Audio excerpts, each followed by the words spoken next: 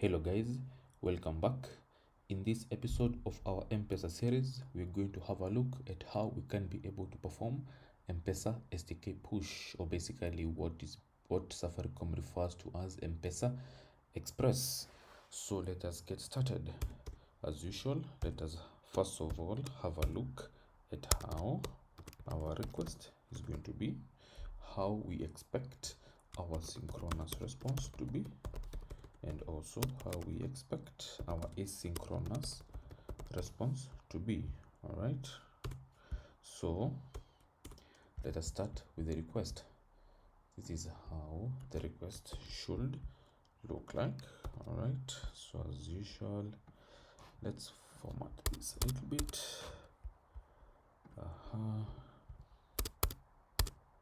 Okay, let us have a look at the synchronous response.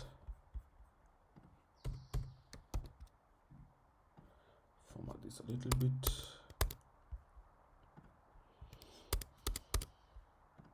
Okay, and also for the asynchronous response, we expect something like this. Just a moment. All right, so all right, I think with that we're good. Let's switch this a little bit. Cool. So number one thing that we need to do, of course, is to generate Pojo representation of the request, the synchronous response, and also the asynchronous response. All right, so let us start with the request. As usual, we are going to generate Pojo from our JSON. So in this case, we're going to call it STK Push request. All right, actually I will explain in just a few. We are going to call this external STK push request. Jackson, right, generate. So that's our external push request. So as usual, we annotate it with @data. Now let me explain why I've named that DTO as external request. Here's the reason. So ideally, this is going to be the request which we are going to be sending to Safaricom, right? Already what we have is we have a shortcode, we can generate a password, also a timestamp, a transaction type, the amount we can request maybe from a customer. Party A also is a phone number, so we can also maybe request from a customer. Party B, this is a short code that we already have, the phone number, which is basically similar to party A, callback URL, which we can always set behind the scenes, and also the account reference and the transaction description. So basically, the only thing that we may request from a customer are basically the following details. I'll explain. So I'm going to call it let's call it internal request. All right, so this internal request is going to look something like this. So something like this, such that the only thing that we need to expose from our endpoint is basically, let us fetch maybe the phone number and maybe an amount. All the other data that is required we can automatically auto-generate behind the scenes. All right, so basically it's more or less a separation of some concerns. All right, so now let us create our STK internal request. You're going to see all this where they are going to merge, and you're going to see it in action in just a moment. All right, so let us create our Pojo. So this is going to be an internal STK push request. All right, internal STK push, internal STK push request. Okay, incorrect structure. Why is that? this should be pretty much it. I don't see anything wrong. Okay. There's no comma there, so generate. So upload. All right. So far so good. Okay. So as we have seen, this is how our external request is going to be. Now, some of the items to note here is that number one, let us talk about this password. Now, this password needs to be something. To generate this password, we're going to need to encode it like this. Let me do it like this. So the STK password basically should be a base 64 encoding of the shortcode, the passkey, and the timestamp. All right. So number one thing that we are going to do is we're going to generate a helper method which is going to help us to do basically base 64 decoding of all this. We are also going to generate a helper method which is going to help us generate an account reference. Basically, this is this could be an internal reference that is known just to your system. It could be maybe an account number, etc. Right. So I'm going to come to our helper utility. Okay. So number one, actually we already have one method which we can use to encode a value to a base 64. All right. So let me first of all collapse this. So one thing that we need to do is also generate a helper method for getting maybe number one, the transaction reference. We also need to get the STK password and also the timestamp. So let us first of all start by generating a unique transaction number. So for that, I'm going to use Apache Commons text. So number one, I'm going to add another dependency. So dependency, this is supposed to be commons, something like this, commons text. Yeah, so Apache Commons, yeah, we can use it, should be good, should be sufficient. I've just synced my project. Okay, so now with that, let us now come here. So to generate the method to get us a transaction ID, so I'm going to give public static string, maybe something like get transaction, maybe unique number. All right. So with that, we can just now come here and say random. I think it's random string generator. Yeah. Then we can call it string generator is equals to new random string generator. We can say dot builder. Then we can say within range. Say like we can maybe start from a 0. We will include zeros and also z. We can also say filter by. We say character predicates dot letters. Want letters. Can also do a character predicates dot digits. Right. Then with that we can say build. Okay. Now we have built a string generator. Then we can just basically come here and say return a string generator. Then generate a unique number of length. Each of the unique number that is going to be generated is going to be of length 12, right? So then I can say maybe to uppercase. All right, cool. Now we have our helper method to get our transaction unique number.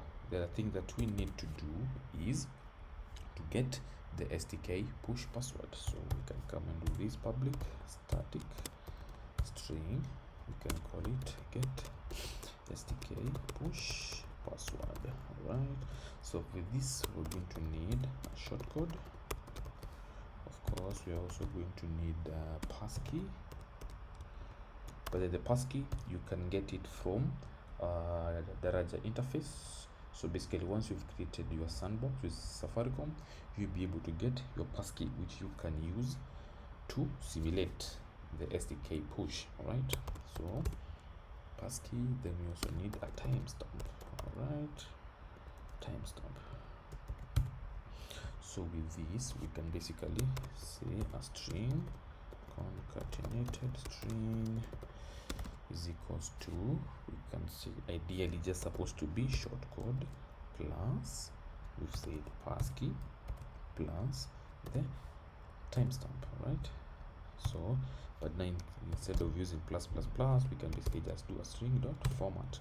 I think this is much neater, or so I think. So the password is going to be, I can come and say we now convert a string to base 64. So concatenated string, then we can just now return password. Password. Actually, there is no need of this variable. We can just do this return, then this will not be needed. So basically this to base 64 string is basically this method, all right? Basically where we are just converting the supplied value to a base 64 encoding, right? Now with that, we also need we can create a method which will help us generate timestamp, right? So I can just come and say public static string, I can say get transaction timestamp, okay, which will always generate a timestamp based on the current time. All right, so remember the format in which Safaricom expects is like this, all right? So we can come and just do, we can use simple date format, we call it date format equals to new simple date format, yeah. So then we can just come here and say return date format dot format new date, right? And we're done, at least with the helper methods that we need. Okay, cool. So with that, now we can now proceed to other implementations that are needed. So number one thing that we need to do is, as you saw, we need now to supply another value for passkey, right? So I'm going to come to my application YAML, then I'm going to add STK, I can call it STK passkey. So in my case, I'll just use your passkey, the one that you got. So passkey. The other thing that we need to do is we need also to add the STK push shortcode, because it is different from the other shortcodes. So in my case, it is this one. Okay, we also need to add the STK push request URL, STK push request URL, okay, which I'm going to paste it here. All right, we also need the STK push request callback. All right, so basically where our results are going to be posted after transaction has completed, either be it failure or a success. So I'm going to call it like this. Okay, so with that we're pretty much done with the basic configuration. So I'm going to, let me close this first. So Mpesa configuration, since we've added these three more configurations, we also need to add them in our Mpesa configuration. So STK passkey, this is a private string passkey. I also need to add the STK push shortcode, right? So private string, the STK push shortcode. I also need STK push request URL, private string. Okay, and last but not least, the STK push request callback. We can call it callback URL. All right, private string callback URL. Awesome. At least now we have the bare minimums that we need to be able to proceed with our implementation. So as usual, let us head over now to our Daraja API interface. So in this case, we expect an STK push with a response. This is something we did not add, I think. So let us come back here. So we created the external representation, we also created the internal representation. So we also need to add the synchronous response representation. So DTO, so new Pojo. So I'm just going to add STK push synchronous response Jackson. All right, STK push synchronous response. I'm going to reload this. Here it is. We annotate with at data. Okay, the next thing we need is now the DTO representation of our asynchronous response. Therefore, as usual, we add like this. Then we do STK push asynchronous response Jackson. STK push asynchronous response. All right, STK push asynchronous response. So at data. All right, let's have a look at boarding. We also need to add here with at data. Let us have a look at STK callback. We also need to add here at data. So callback metadata. This is another DTO that we need to add also at data. By the way, if you had generated the Pojo and you did check the getters and setters to be generated, you might not have to do all this, right? But in my preference, I just prefer to use Lombok at data annotation. So let's proceed. Item. Okay, then lastly at data. Good. I think with that, let's close what we don't need. What else? I think that should be pretty much it. So we expect STK push synchronous response. All right, then you can say perform STK push transaction. Maybe you can name it the way you want it. Then here we want an internal STK push request. Okay, this is what we only need. Then let us head over to our implementation of the service. Okay, so let me first of all collapse a few of these.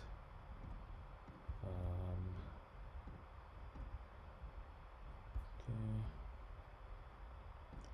collapse that at least so it can be a bit more readable. All right, so let us implement this method. Good. So far so good. So the response that we need to send to Safaricom is this. So external STK push request external is equals to new external push request. Okay, so we can now proceed and set its attributes. So we can come and say set the business shortcode, which is going to be Mpesa configuration get STK push shortcode. Okay, be careful on that one. Then after setting, we also need to set the password. Okay, set the password, which in this case is going to be helper utility.get STK push password. Okay, so let me first of all do this so that at least it can be more readable. I'm going to do this string STK push password is equals to helper utility dot get STK push password. So let us supply the shortcode is get STK push. We supply the passkey. Okay, passkey get STK passkey and the timestamp. Okay, which is helper utility get the transaction timestamp. You remember the helper methods that we created, right? Cool. So this is going to be our STK push password. Okay, now with that, let me put it here so that you can be able to see. All right, so let us proceed. We've set our password. Let us set the timestamp. Okay, so set timestamp. Now here we need to maybe do something like this. We can now come here and say string transaction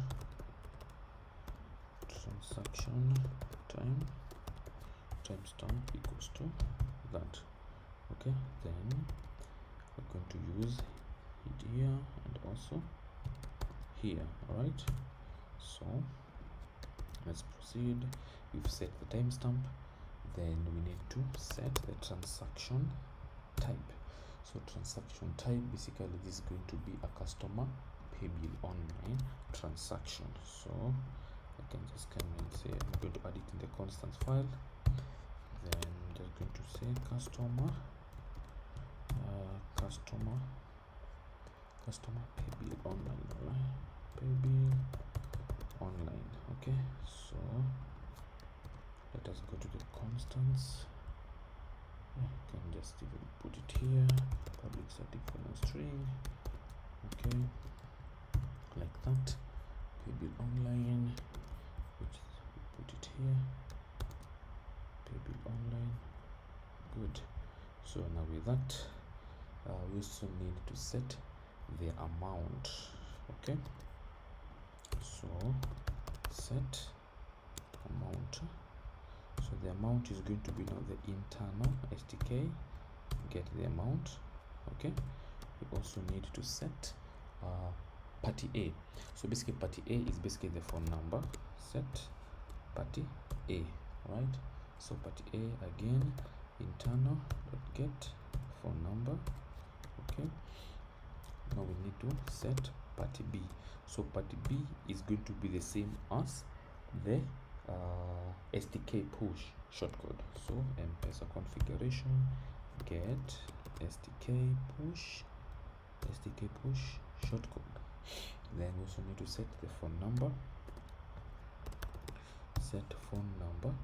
The phone number again is going to be the same as party A, right? So get phone number. Now the callback URL, right? So set callback URL, Mpesa configuration, then get STK push request callback URL, right? From there, then we need to set the account reference. Set the account reference. So I can just come here and say a helper utility dot maybe get transaction unique number, right? So just for login purposes, so that we can see what kind of a number is going to be generated, I'm going to come here and say log.info. I can just come and say transaction number. Okay, no. Just put it here, string transaction number. Okay, then I put it like this so that we can see exactly what is going to be sent, right? Okay, so let's proceed. So we've set the account reference. Now we need to set the transaction description. This is going to be the last one, I believe so. Set transaction description. So in my case, I'm going just to describe it as internal request dot get phone number, then just transaction. Okay, feel free to describe it the way you like. Okay, so in this case, the transaction is going to be something like this: 2547. Then transaction, yeah, get what I mean? Good. Now with that done, let's proceed now with the other implementation. Okay, So now with that, let us proceed and now do our call, our REST call now. All right, so as usual, I'm going to get the access token. Let me copy up to here. So with this, we need to send the external STK push request. But now here in our URL, we need to get STK. Get STK push request URL, which basically is this STK push request URL. Right, so now with that, now we can proceed and do the call. So again, I'm going to come copy this section here. Okay, we expect a STK push synchronous response. So as usual, I'm going to do like that, and if it fails, we can say could not perform the STK push request. All right, so far so good. Cool. Now the one thing that we also need to do is, you see, we did set that the callback URL should be this one, so we need to create this endpoint. All right, so I'm going to copy that, then we come to our Mpesa controller. So for now, I can now delete the whole of this section. Now let us add it to public, a response entity. We expect STK push synchronous response, then we can say perform STK push transaction. Okay, then at request body, we expect internal STK push request. Okay, all right, then of course this is going to be post mapping, so definitely path is going to be what we just copied. Of course, produces application JSON, paste it here as well. All right, so now with that, we can just now come here and say return a response entity of okay, then we do Daraja API, then something like STK push perform STK push transaction, then internal STK push transaction. All right, so that is done. Actually, now this is where we do our request. So instead of result, I'm going to say request. So for the result, we expect something like this. So public response entity. So we need to acknowledge to Safaricom that we have received their callback. Acknowledge response. So we can just say acknowledge STK, maybe STK push response.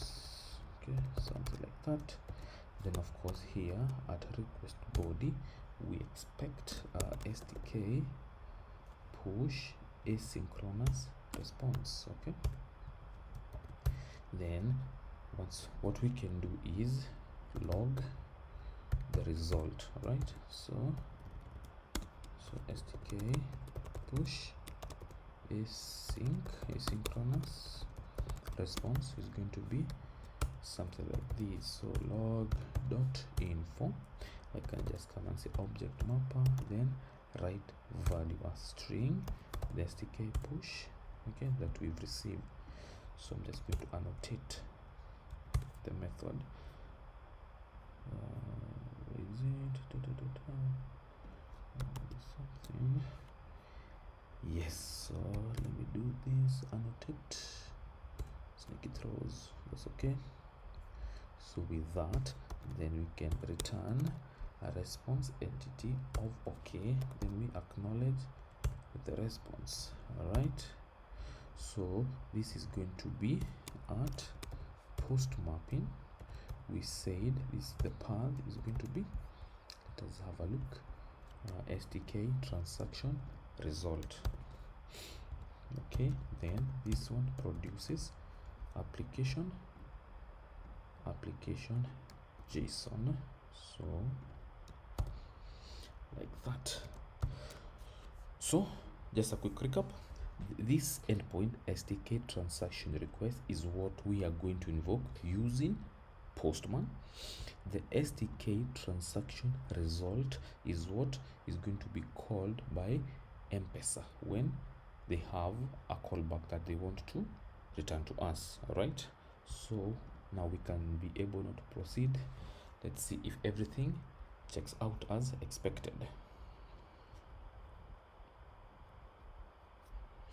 All right, let's see, port 8080, that's okay. So we need to do this STK transaction request. So let's come here. This is going to be a post course. So I'm going to copy here mobile money. So it's going to be localhost. So post body raw, then JSON. Then we expect us to send something like this. So I'm going to send like that. So I'm just going to put so number 10. So let us see if now when we send this request, if we are going to be able to get a response. All right, so let me hit like that, see what's going to happen. All right, the success. So I've received the STK push on my phone, so I'll proceed to transact. Okay, now let us have a look. Okay, right, as you can see here, the service request is processed successfully. It was amount of 10 shillings, and this is a callback response that we are getting. But as you have seen, we are getting a 400 error on our STK transaction result. So before we check it out, remember this is a transaction number that was sent, so it's basically a JSON pass error that it is getting. So what that basically means is whatever is being hit here does not correspond to what is being sent. So let us try and have a look at why is that. All right, so let us check it out. Type of int. So I know why we're getting that. So let us come back here. We expect a response of STK push asynchronous response. So this is the body, is a callback. Another DTO that we have is this one, item. So this value, let's come here. Okay, so this is where it is expecting an int, but it's failing. All right, so what I'm just going to do is I'm going to explicit say everything there to be of type string. Let's rerun and see if everything checks out. All right, so I'm going to clear. Then is it running? Yes, it is. Then I initiate another STK push response, or rather request. Okay, so I've received the push on my phone. I'm going to proceed and do the transaction. Once that is done, awesome, now it is getting a 200. So everything now checks out. So as you can see, this is a callback that we received, and we are basically responding with a success. And if you check now the log down here, you'll see the STK push asynchronous response, which basically is just this endpoint which is being hit. So STK, and then we are just logging the raw response that we have received, which is this. So everything seems to be working as expected. And with that, this brings us to an end as far as now STK push is concerned. As always, if there are any questions or concerns, shoot them in the comment section and I will respond accordingly. If you've not subscribed, kindly subscribe to the channel and turn on the notifications bell. I'll see you on the next one. Have a good one.